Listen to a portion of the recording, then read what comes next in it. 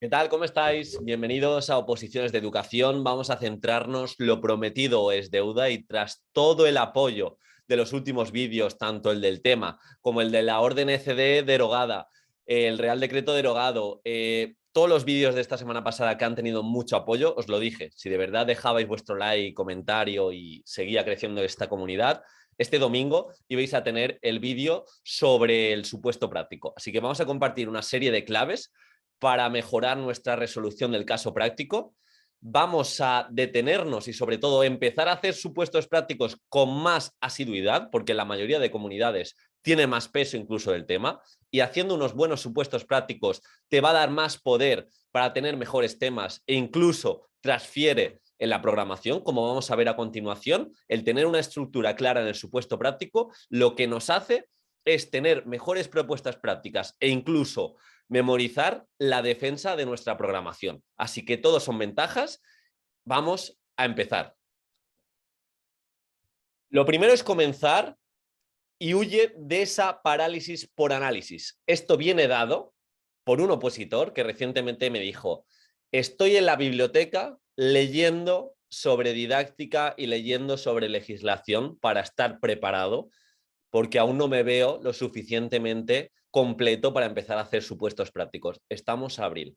No pasa nada, ya os digo yo, y esto es una confianza que tengo con vosotros y vosotras.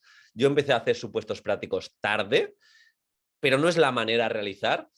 Lo que os recomiendo que independientemente de vuestra preparación, practiquéis. Practiquéis distintos contenidos, practiquéis en cuanto a distintos criterios de evaluación, practiquéis en cuanto a distintas adaptaciones, practiquéis cómo vais a introducir la ley. Pero el momento perfecto de controlar absolutamente todo no llega, nunca lo vais a tener. Un supuesto práctico te pueden pasar y salir tantísimas cosas que solo se está tremendamente preparado si se practica desde ya. Así que compromiso, en cuanto acabe este vídeo, que durará 10 minutos o lo que dure, nos vamos a poner a hacer supuestos prácticos cada 2, 3, 4 días, alguna resolución, algún mini supuesto. Entonces, primera cosa, o mejor dicho, segunda cosa que hemos de tener en cuenta, una estructura clara para hacer el supuesto. Introducción y conclusión potente, puede ser un pequeño porcentaje llevada de casa, pero siempre haciendo matices directos a lo que es el propio supuesto práctico, a lo que se demanda. Me explico. Si el supuesto práctico está centrado en cooperación, yo en la introducción he de empoderar, he de destacar la importancia de la cooperación. ¿Cómo concibo yo la cooperación dentro de mis pilares metodológicos? Y de igual manera la conclusión. Yo puedo tener una cita que me represente como docente, pero he de hacer una pequeña recopilación de todo lo nombrado en el supuesto práctico. Ha de haber un marco teórico, una contextualización, un marco legislativo, unos objetivos, que aquí te recomiendo que los objetivos sean muy concretos. De nada sirve desarrollar la cooperación en clase. No. ¿Cómo vas a desarrollar la cooperación? ¿Con qué actividades? ¿Con qué propuestas? ¿Cómo vas a desarrollar las habilidades interpersonales? En definitiva, que ese objetivo grande lo intentes concretar de una manera muy específica y con métricas. Contenidos, competencias, una metodología, pero no una metodología para que te enrolles y me hables de todas las metodologías activas del mundo, sino en particular la que vas a utilizar para resolver ese supuesto práctico, trabajo interdisciplinar siempre que lo puedas llevar a cabo, elementos transversales, evaluación muy importante, atención a la diversidad y una conclusión potente.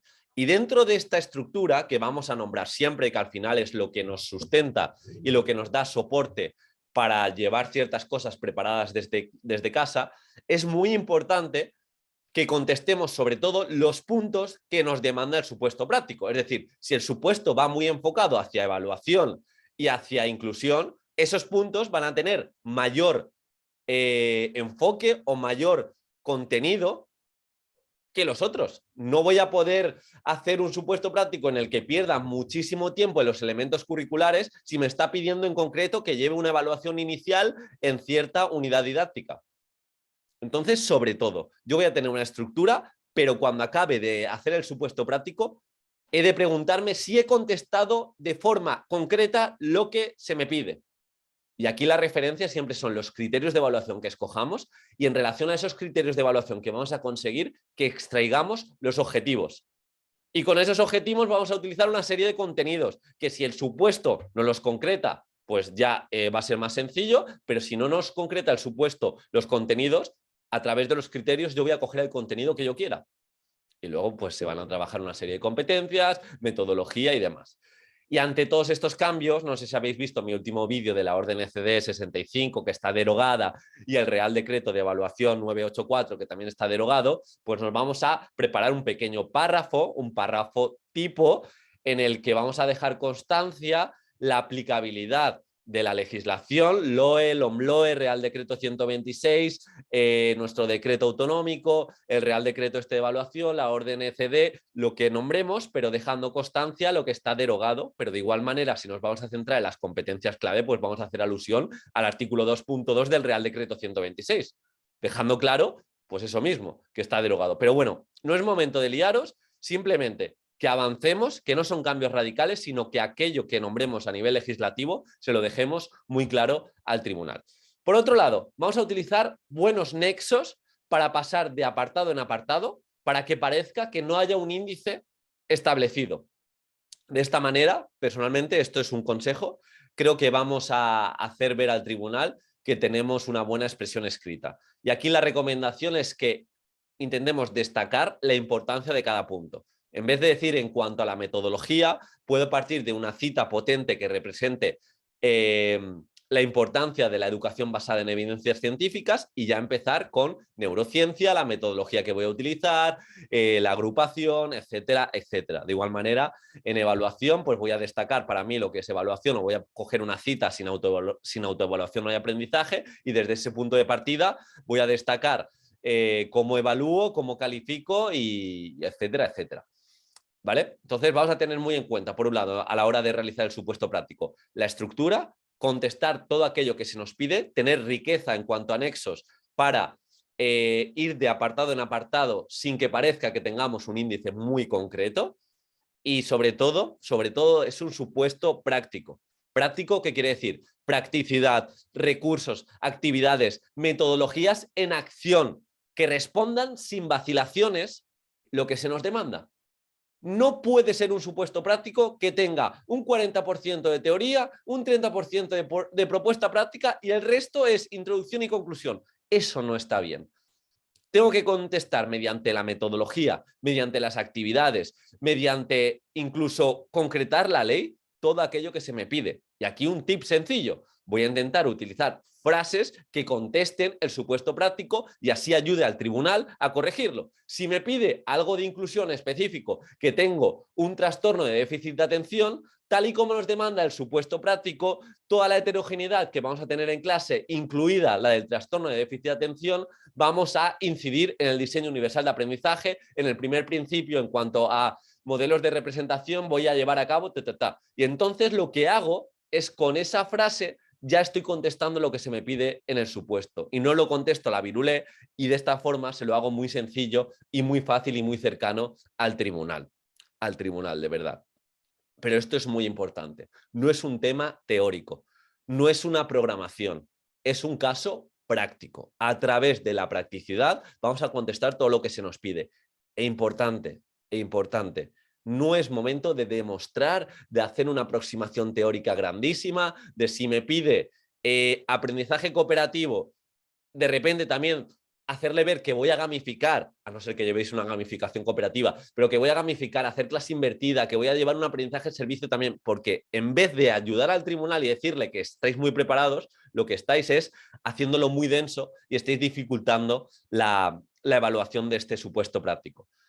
Entonces, supuesto práctico, practicidad. En cuanto a bibliografía, webgrafía, legislación, yo lo que recomiendo es que también intentemos que esté a lo largo del supuesto práctico. El supuesto práctico ha de tener esta fundamentación. Entonces, si yo me voy a basar siempre en un libro a la hora de hacer la evaluación, pues lo voy a poner. Si yo me voy a basar en metodología, en un libro, en el libro de Jesús Guillén de neuroeducación, pues lo voy a introducir. Me puedo llevar también libros desde casa que sí o sí me van a hacer pues fácil la resolución del supuesto sin tener que improvisar el día como tal. Pero de verdad es muy importante que cuando acabemos de hacer el supuesto, lo releamos, lo repasemos, corrijamos las repeticiones, evitemos fórmulas del tipo en cuanto a metodología, mejorar presentando, o sea, mejorar este punto, presentando cada punto, creando necesidad. Y como siempre, dado que el supuesto nos demanda un trabajo que abogue por la paz, tendré como base el aprendizaje cooperativo, porque el supuesto en el enunciado me está diciendo algo de la paz y yo ya se lo estoy haciendo muy sencillo al tribunal. Como base el aprendizaje cooperativo que sustenta en gran medida mi metodología, así siguiendo las palabras de Virginia Burden, la cooperación es la convicción plena de que nadie puede llegar a la meta si no llegamos todos. Y ya comenzar a colación de esto. ¿Qué diferencia hay entre, no es que mi metodología se basa en aprendizaje cooperativo, que pongo esta frase y ya se lo hago mucho más sencillo al tribunal, dado que el supuesto nos demanda un trabajo que abogue por la paz, dado que el supuesto nos manifiesta una situación en cuanto a problemas de convivencia, he escogido el aprendizaje cooperativo y ya se lo hago más sencillo al tribunal. Así que esta va a ser la primera parte del supuesto práctico. Si te ha ayudado, deja tu like, tu comentario respecto a cualquier duda. Esta semana, si funciona bien este vídeo, este podcast, vamos a hacer otro vídeo sobre el supuesto práctico contestando todas las preguntas que dejéis aquí y también otro pequeño vídeo que tengo preparado sobre la practicidad de este apartado, pero de verdad, dejad vuestro like. Y si queréis resoluciones, si queréis entender de metodologías activas para tener propuestas, para tener riqueza y bagaje para resolver cualquier tipo de problemática, os recomiendo que le echéis un vistazo a la clase gratuita que os he dejado de metodologías activas en base a mi curso de innovación. Echadle un vistazo, es una horita gratis, dejáis vuestro correo, os lo miráis y estoy seguro que vais a tener ese bagaje más amplio para resolver lo que se os eche. Entonces, muchas gracias. De verdad, espero apoyo y nos vemos muy pronto.